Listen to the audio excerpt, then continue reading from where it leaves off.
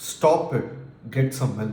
And I thought I'll share my predictions for this week UFC card, which is Neil Magny versus Carlos Prates. I think Carlos Prates is fighting another guy. Yeah, that's pretty much it.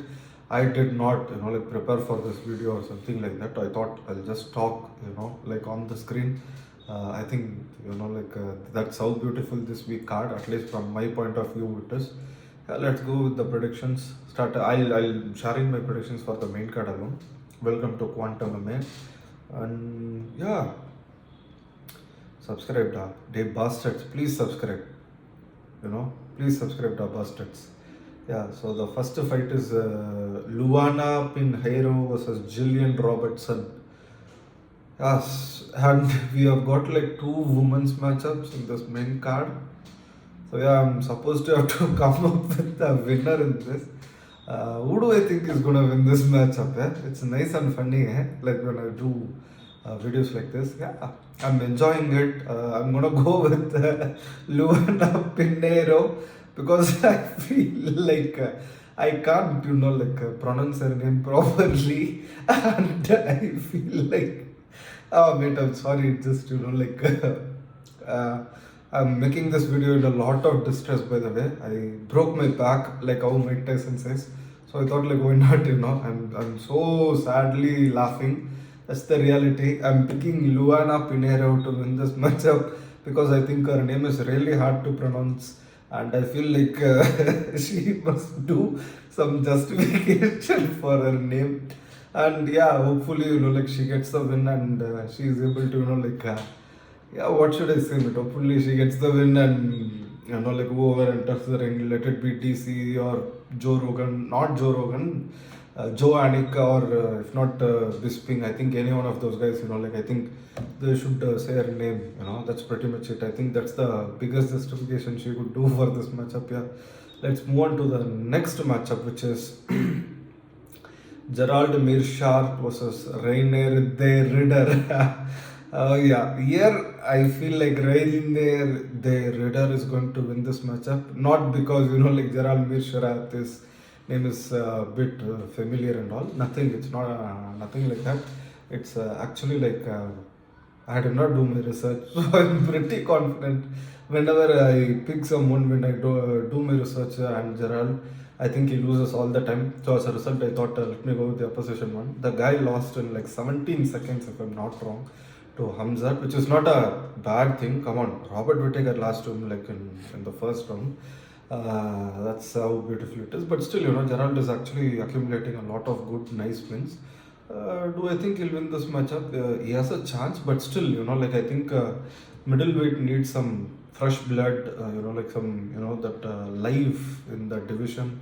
And I think Reinier de Ridder, who's just 34 years old, who's just, I think probably just, like another 4 years away from, like a retirement and probably like a year away from UFC firing. I think he could get this one done. And if he loses to Gerald, I think, I don't know, I think Reinier de Ridder, I think you should just call it quits, mate. That's it, That's how weird it is. Let's move on to the next matchup, which is Ricky Turcios versus Bernardo Sopaj. Mate, I know this is like something, passing of the old torch from Ricky to Bernardo. This is the bantamweight division, the most talented division in the, the entire UFC roster and history. And I always felt like, like Bernardo could win, don't get me wrong. But I feel like Ricky can actually pull this one off. I think maybe a decision, if I'm not wrong, with his experience of the past, what he's gone through. I think with his camp, I think recently, like he's got a very, yeah, the guy after losing, in a weird ass way, I think he got to a clarity that he should focus in his camps, like in a much better way. So I always felt like Ricky Turcios right now is at like a good position. I know like his last matchup he lost, but still, come on, it's wrestling and it's a bit tricky. I think yeah, Ricky should get a decision over here. But do I see him losing? Yeah, 100%. Yeah, I think he could lose. but all in all, I'm gonna go with Ricky. You know what? Should I go with Ricky now? Now to double think it, I know Bernardo Sopaj is 24, still older than me. He's how do I say, mate? How do I say? Like it's so funny. He lost his last matchup.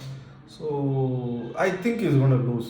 I think I'm still gonna go with Ricky. I think Ricky is a UFC caliber loser guy, whereas like Bernardo is a loser guy outside UFC. So you guys do the math, and I think Ricky should get a decision. Yeah, that's pretty much it.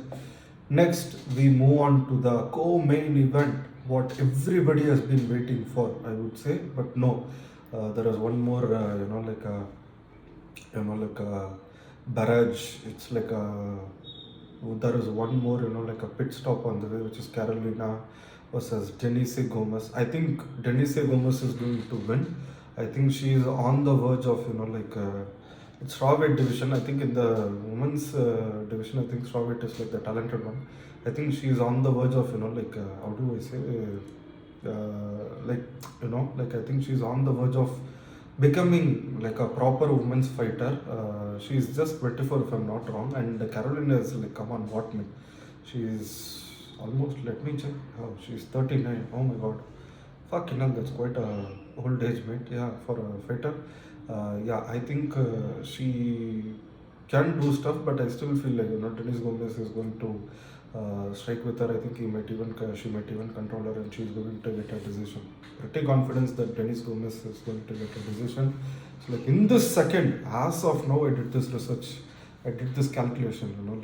Oh my god, I broke my back, and I came to a conclusion that Denise Gomes is going to win this matchup. I'm very clear about it. Let's move on to the co-main event of the night, which is going to be none other than Cody Garbrandt versus Miles Jones. I really thought about it. Cody Garbrandt, a former bantamweight champion, a guy who was technically designed to beat Dominic Cruz. I think Dominic Cruz. I think he was solely as a fighter. I think he was designed to beat just Dominic Cruz. That's pretty much it. Nothing more than that. And yeah, I think recent matchups, I feel like though he is active, he is training hard and everything, but I feel like there is no I think the fighter spirit, that warrior mentality, the warrior heart, I think it's slowly going down for him, if I'm not wrong. Consistent lacking of amazing performances, or like something new in the training regime, or if not that, I think approach to fights in a much different way. I think there is nothing new in that. I think he's almost on the verge of if I'm not wrong, leaving UFC. I don't think so. Like Cody as a guy, he would quit MMA altogether. I think he'll still be training people. I think he'll still be around the sport, but I don't see him surviving or sustaining in the UFC for a longer period of time. Yeah, so I feel like Miles Jones is going to get this one done. If I'm not wrong, I wouldn't be surprised, if he finishes Cody in the second round, finishes him by a KO or a submission or something like that. I'm a bit confident in this one. I think Miles Jones is going to win this one, and yeah, I think he's going to get into the a little bit higher leagues in the bantamweight division, the most capped division in the UFC. Remember, yeah. Let's then go on to the not the co-main. This is yeah. Yeah, I just bit my lips. Yeah, let's move on to the main event of the night, which is Carlos fighting nerd guy Prates versus Neil the Dick Magny. Mate, first of all, let me be clear about something. Neil Magny is like the dick of welterweight division. It's like good or bad, how every guy who has a dick beats it in his life. Like that, everybody in the welterweight division has to beat this dick.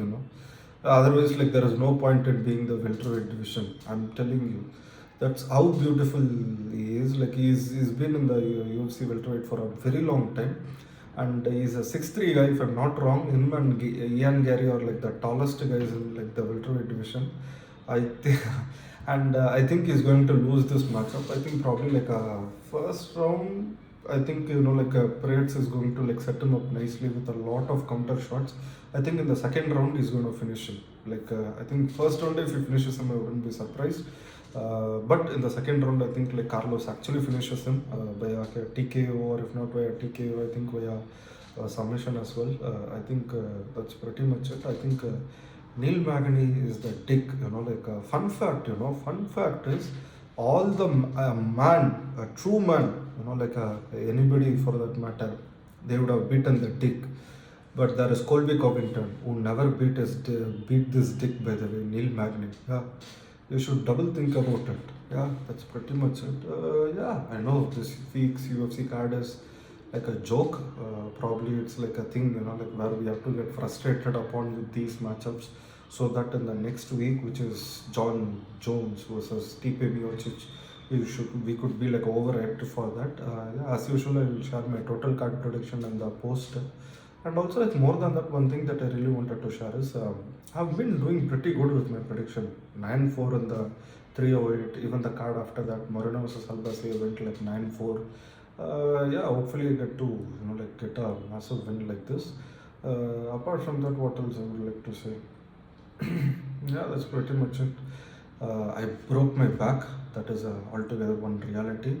So you guys, yeah, that's pretty much it. Like Mike Tyson says, please subscribe. The bastards who watch this channel without subscribing are real bastards.